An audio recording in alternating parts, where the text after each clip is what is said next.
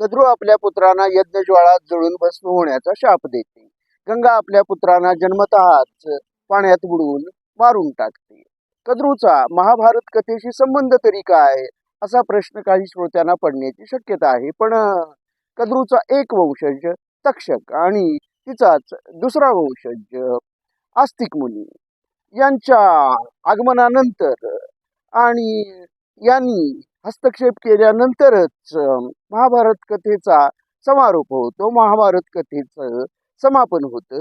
ही गोष्ट जर लक्षात घेतली तर कद्रू आणि तिचा वंश नागवंश यांचा महाभारत कथेशी अगदी जवळचा संबंध आहे, ही गोष्ट श्रोत्यांच्या लक्षात येईल. कद्रू ही नागांची माता आणि नागवंशीय आणि भरत कुलातील भरतवंशाचे राजे जे पांडव आणि कौरव यांच्यापर्यंत जो वंश चालत आला त्या वंशाचा नेहमीच संबंध राहिलेला आहे. त्यांचे काही वेळा सलोख्याचे संबंध होते आणि काही वेळा वैराचे संबंध होते. त्यामुळं नागवंशीय आणि त्यांची माता कद्रू यांचा अत्यंत घनिष्ठ संबंध आहे, ही गोष्ट श्रोत्यांनी लक्षात घ्यावी. आणि गंगा हिचा संबंध तर आपणाला माहीतच आहे श्रोत्यांना. गंगा ही भीष्मांची माता आणि शांतनूची पहिली पत्नी. त्यामुळं गंगेचा तर संबंध महाभारत कथेशी आहेच आहे, ही गोष्ट श्रोत्यांना माहीत आहे. आणि मग कद्रू आणि गंगा यांच्यानंतर अनेक स्त्रिया या कठोर आणि क्रूर आणि अत्यंत सूडबुद्धी बाळगणाऱ्या होत्या, हे गोष्ट आपण लक्षात घ्यावी.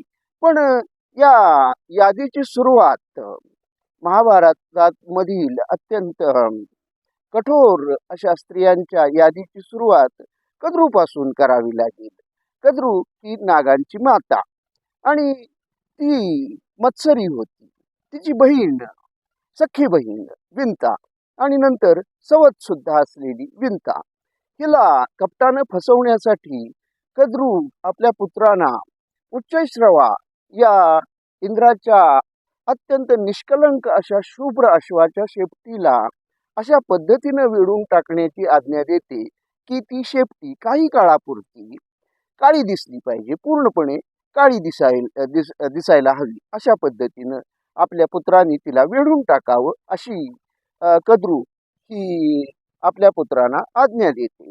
आणि त्याचं कारण असं होतं की विंतेला म्हणजे आपल्या बहिणीला आणि सवतीला तिला फसवायचं होतं, तिला गुलाम करून घ्यायचं होतं.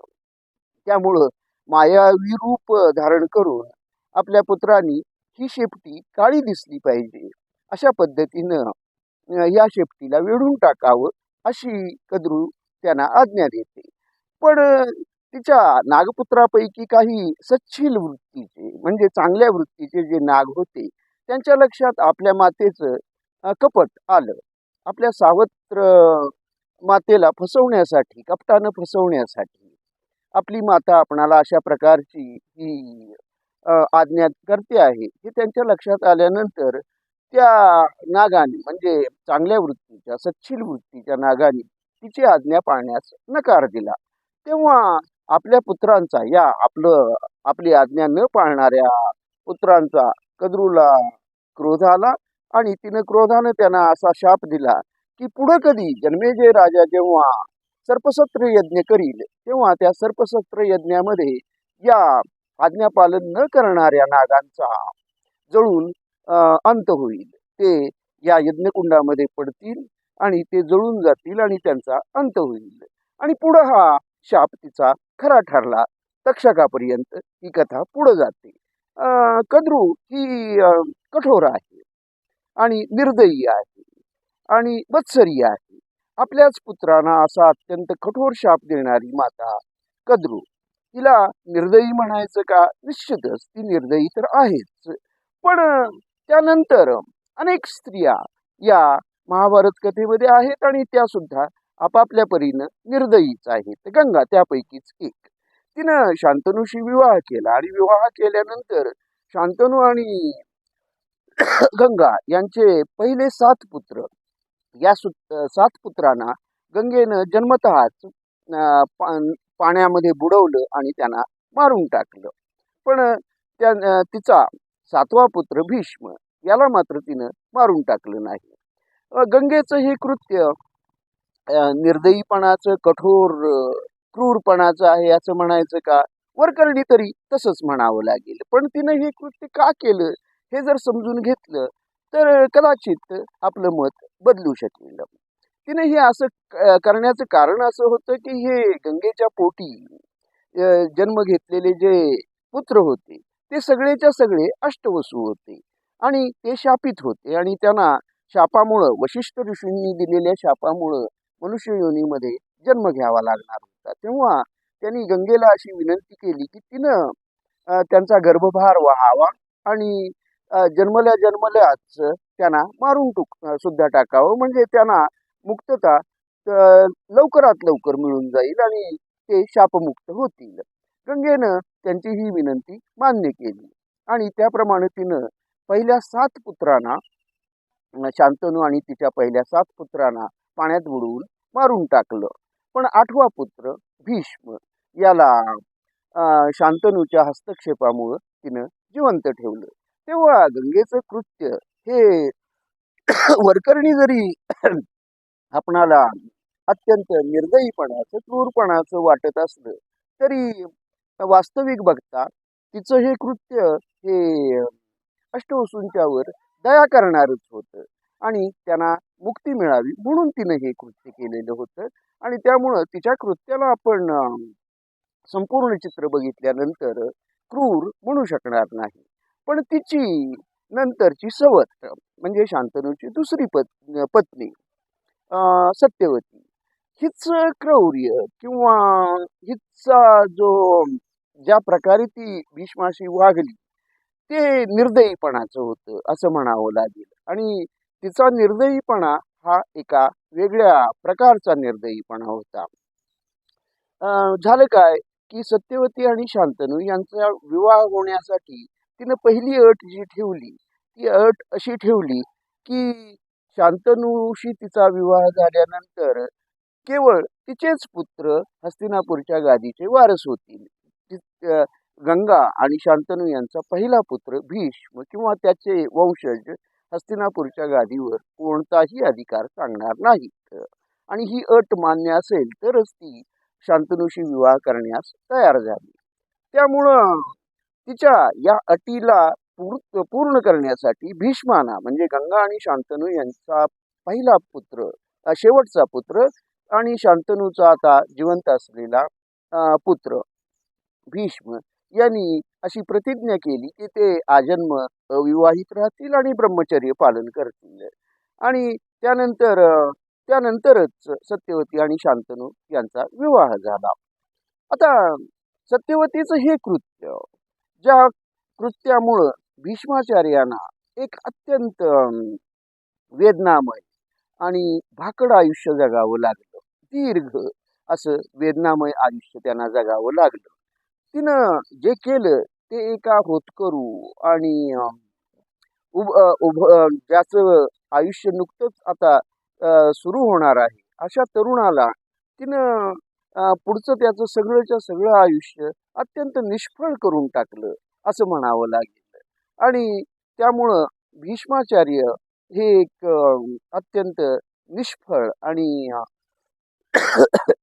भाकड अशा स्वरूपाचं आयुष्य जगले.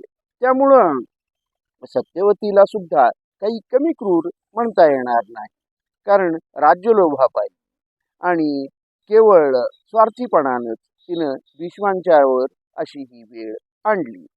त्यानंतर भीष्मांच्या आयुष्यामध्ये येते ती आणखी एक स्त्री म्हणजे अंबा.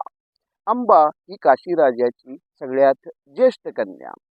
भीष्मानी अंबा, अंबिका आणि अंबालिका या काशी राजाच्या 3 कन्यांचं त्यांच्या स्वयंवर मंडपामधून बळजबरीनं बळप्रयोग करून त्यांना पळवून आणलं. ते पळवून आणलं ते यासाठी की त्यांचा विवाह विचित्रवीर्याशी करून द्यावा म्हणून. पण त्यांना हस्तिनापूरला घेऊन आल्यानंतर अंबेनं आपल्या शाल्वावरील प्रेमाची कबुली भीष्मांना दिल्यानंतर भीष्मानी अंबेला मात्र शाल्वाकडे परत पाठवून दिलं. पण शाल्वानं तिचा स्वीकार करण्यास नकार दिला. तेव्हा अंबा परत पुन्हा भीष्मांच्याकडे आली आणि आता तिनं भीष्मांच्या पुढे असा प्रस्ताव ठेवला की त्यांनी तिच्याशी विवाह करावा. पण भीष्म आधीच प्रतिज्ञाबद्ध होते, ते विवाह करू शकत नव्हते. त्यामुळं त्यांनीही नकार दिला आणि अंबेला असा नकार मिळाल्यानंतर अंबा संतप्त झाली आणि ती अरण्यामध्ये जाऊन तिनं तिच्या मनामध्ये भीष्मांचा सूड घेण्याची प्रचंड इच्छा निर्माण झाली, सूड बुद्धी. आणि मग तिनं भगवान शंकरांची कठोर तपश्चर्या केली आणि तिनं असं वरदान मिळवलं की ती पुढील जन्मी भीष्माच्या वधासाठी कारणीभूत ठरेल. आणि मग त्याप्रमाणे पुढील जन्मी ती शिखंडी या रूपाने जन्म घेते आणि कुरुक्षेत्र युद्धावर भीष्माचार्यांच्या वधास ती कारणीभूत सुद्धा ठरते. असं जन्मोजन्मी 2 जन्मामध्ये वैर टिकवणारी, सूडबुद्धी टिकवणारी आणि अत्यंत सूडाची ठिणगी म्हणता येईल अशी ही कठोर स्वरूपाची अंबा, ही तरी कमी क्रूर आहे, कमी निर्दयी आहे असं म्हणता येईल का? निश्चितच नाही. आणि मग गांधारी, गांधारी ही धृतराष्ट्राची पत्नी. आणि मग धृतराष्ट्र आणि गांधारी यांचे 100च्या 100 पुत्र कुरुक्षेत्र युद्धामध्ये मारले गेले. ते मारले गेल्यानंतर गांधारी साहजिकच दुःखी झाली आणि दुःखाच्या भरामध्ये तिनं श्रीकृष्णाला शाप दिला. आता गांधारी दुःखी झालेली होती, कारण तिचे सगळेच्या सगळे पुत्र कुरुक्षेत्र युद्धामध्ये मारले गेलेले होते. दुर्योधन, दुःशासन सगळेच पुत्र. पण तिनं अशी आपल्या मनाची ठाम समजूत केली की श्रीकृष्णामुळंच त्याला हे कुरुक्षेत्रावरील युद्ध थांबवता आलं असतं. पण त्यानं ते न थांबवता ते होऊ दिल्यामुळं श्रीकृष्णामुळंच कुरुक्षेत्रावर युद्ध झालं आणि आपल्या पुत्रांचा मृत्यूस श्रीकृष्णच कारणीभूत आहे असं तिनं आपल्या मनाची ठाम ठरवून टाकलं. आणि मग श्रीकृष्णावर क्रोधित होऊन तिनं श्रीकृष्णाला शाप दिला की श्रीकृष्णाचं यदुकुळ सुद्धा असंच यादवी युद्धामध्ये मारलं जाईल, त्याचा सुद्धा असाच अंत होईल. गांधारीचा हा शाप खूप काळानंतर सत्य परिस्थिती बनला, तो सत्यामध्ये उतरला. आणि मग काही वर्षानंतर यदुकुळाचा सुद्धा यादवी युद्धामध्येच अंत झाला. श्रीकृष्णाची सोन्याची द्वारका सुद्धा समुद्रात बुडून गेली आणि भगवान श्रीकृष्णाने सुद्धा आपला अवतार समाप्त केला. म्हणजे एका संपूर्ण कुळाचा अंत करण्याचा शाप देणारी गांधारी, केवळ आपल्या पुत्रांचा वध झाला म्हणून एका संपूर्ण कुळाचाच अंत करण्यासाठी शाप देणारी गांधारी, ही सुद्धा कमी क्रूर आहे असं म्हणता येईल का? निश्चितच नाही. आणि कुंती हिचं क्रौर्य मात्र थोडस वेगळ्या प्रकारचं क्रौर्य आहे.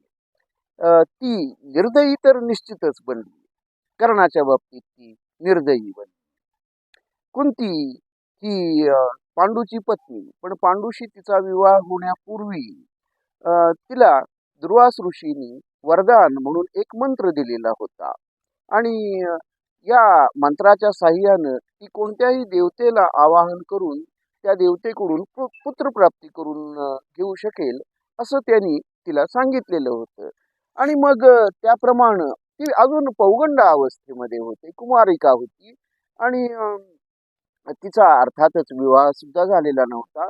तेव्हा कदाचित कुतूहलानं असेल आणि अशा कुतूहलानं या मंत्राचा प्रभाव होतो की नाही, किती होतो हे बघण्यासाठी कुंतीनं मंत्रोच्चार केला आणि हा मंत्रोच्चार करून तिनं सूर्यदेवतेला बोलावलं, आवाहन केलं. आणि मग तिच्या आवाहनाला प्रतिसाद देऊन सूर्यदेव प्रकट झाले आणि सूर्यदेवतेकडून कुंतीला कर्ण हा तिचा पहिला पुत्र, तिनं त्या पहिल्या पुत्राला जन्म दिला. कर्ण हा कुंतीचा पहिला पुत्र, पण तो तिच्या विवाहापूर्वी तिनं जन्म दिलेला पुत्र.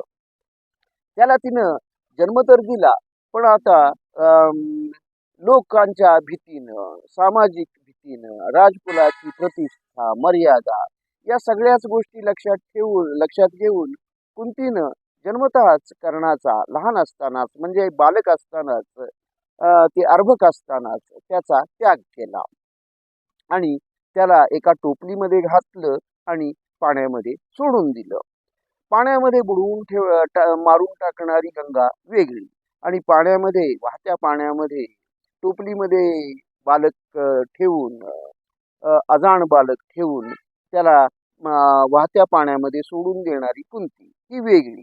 ही अधिक क्रूर म्हणायची का? कदाचित अधिक क्रूर म्हणावी लागेल, कारण बालक जिवंत होतं. हे जिवंत बालक पुढं अधिरथ आणि राधा माता, अधिरथ हा सारथी यांना सापडलं आणि त्यांनी संगोपन सुद्धा केलं. पुढं हा कर्ण, हा क्षत्रिय तेजानं पुरेपूर असणारा कर्ण, क्षत्रिय वंशाचा, क्षत्रिय मातेच्या उदरातून ज्याचा जन्म झालेला होता हा कर्ण. पण तो एका सुताच्या घरामध्येच वाढला आणि त्यामुळंच त्याला सुतपुत्र म्हणून जन्मभर हिणवून घ्यावं लागलं. जरी तो क्षत्रिय तेजानं पूर्णपणे भरलेला असला तरी सुद्धा त्याला अत्यंत हिणवणुकीचं आयुष्य भोगावं लागलं. कर्णानं त्यावर कुठलीही तक्रार केली नाही खरं तर.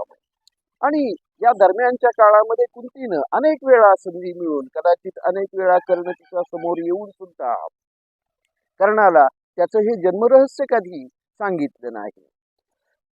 आणि ते कर्णाला तिनं सांगितलं, ते कधी सांगितलं तर जेव्हा कुरुक्षेत्र युद्ध सुरू होणार आहे त्यावेळी तिनं कर्णाला त्याचं जन्मरहस्य सांगितलं आणि त्याला त्याचं मनोधैर्य खच्ची करून टाकलं. तिनं सांगितलं कर्णाला की तू माझा थोरला मुलगा आहे, थोरला पुत्र आहे, तू पांडवांचा थोरला भाऊ आहे आणि युद्धामध्ये तू आपल्या भावंडांना, आपल्या लहान बंधूंना त्यांचा वध करू नको, त्यांचं रक्षण कर.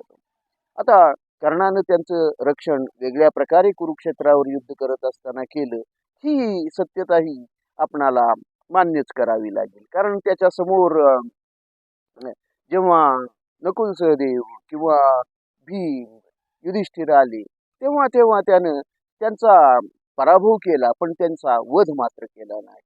केवळ अर्जुनाचाच मी वध करेन एवढंच त्यानं आपल्या मातेला कुंतीला सांगितलं. अशा प्रकारे मनोधैर्य खच्चीकरण करणारी ही जी माता आहे, जन्मभर ज्या पुत्राला आपली ओळख सुद्धा सांगितली नाही, त्याला जन्मतःच नदीच्या पाण्यामध्ये सोडून दिलं, टोपलीमध्ये घालून.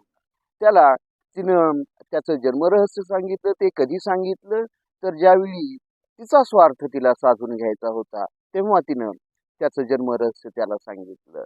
आणि मग हा तिचा निर्णय, त्याला जन्म देण्याचा तिचा निर्णय आणि त्याला जन्मरहस्य सांगण्याचा तिचा निर्णय, दोन्हीही खरं तर क्रूरपणाचेच होते, निर्दयीपणाचे होते, कठोरपणाचे होते. आणि मग या कुंतीला निश्चितच आपणाला मौन बाळगून बसणारी स्त्री म्हणून क्रूर स्त्री असं म्हणावं लागेल. आणि तिची सून द्रौपदीमुळं तर महाभारत झालं असं म्हटलं जातं. आणि द्रौपदी ही महाभारताची महानायिका आहे असंही म्हटलं जातं. आणि द्रौपदीचा कोणता प्रसंग झूत सभेमधील प्रसंगामुळं महाभारत युद्धाची ठिणगी पडली ही गोष्ट आपणाला लक्षात घ्यावी लागेल. आणि मग झूत सभेमध्ये द्रौपदीचा अपमान झाला, तिच्या वस्त्राला दुःशासनानं हात घातला, तिचे मोकळे केस दुःशासनानं ओढले आणि त्याचवेळी द्रौपदीनं प्रतिज्ञा केली की जोपर्यंत दुःशासनाच्या रक्तानं माझे केस माझ्या केसांना लागत नाही, दुःशासनाचं रक्त जोवर माझ्या केसांना लागत नाही तोवर मी माझे केस मोकळेच ठेवीन. आणि त्यानंतरच रक्तानं अम, त्याच्या रक्ताचा स्पर्श झाल्यानंतरच मी माझ्या केसांची वेणी घातली, अशी प्रतिज्ञा द्रौपदीनं केली.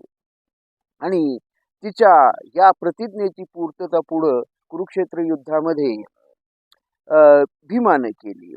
खरं तर द्रौपदी वस्त्रहरणाचा हा प्रयत्न, तिचा अपमान हा कुरुक्षेत्र युद्धासाठी कारण ठरलेली एक अटळ अशी गोष्ट होती. आणि त्याच्या प्रतिज्ञा, या प्रतिज्ञा पूर्ण करण्यासाठी भीमाला अत्यंत क्रूरपणे कुरुक्षेत्र युद्धामध्ये दुःशासनाशी वागावं लागलं. त्यानं दुःशासनाचे खांद्यापासून दोन्ही हात उकडून फेकून दिले, त्याची छाती फोडली आणि त्याच्या रक्तानं माखलेल्या हातानेच त्यानं द्रौपदीचे केस बांधले. आणि त्यानंतर ज्या दुर्योधनानं आपली मांडी उघडी करून द्रौपदीला दाखवलेली होती, ती दुर्योधनाची मांडी सुद्धा नियम डावलून भीमानं फोडली. त्या मांडीच्या सुद्धा त्यानं चिंध्या केल्या. आणि अशा प्रकारे द्रौपदीचा कठोर निर्णय, तिची कठोर प्रतिज्ञा ही सुद्धा अत्यंत निर्दयीपणाची, कठोर, क्रूर होती असं म्हणावं लागेल. आणि तीच महाभारत युद्धासाठी कारणीभूत सुद्धा ठरली. या सगळ्याच स्त्रिया, वर उल्लेख केलेल्या सगळ्याच स्त्रिया त्या क्रूर, कठोर, निर्दयी आहेत. पण यापैकी कोणती स्त्री महाभारतामधली सगळ्यात अधिक निर्दयी आहे, याचा निर्णय मी श्रोत्यांच्यावरच सोपवतो. धन्यवाद.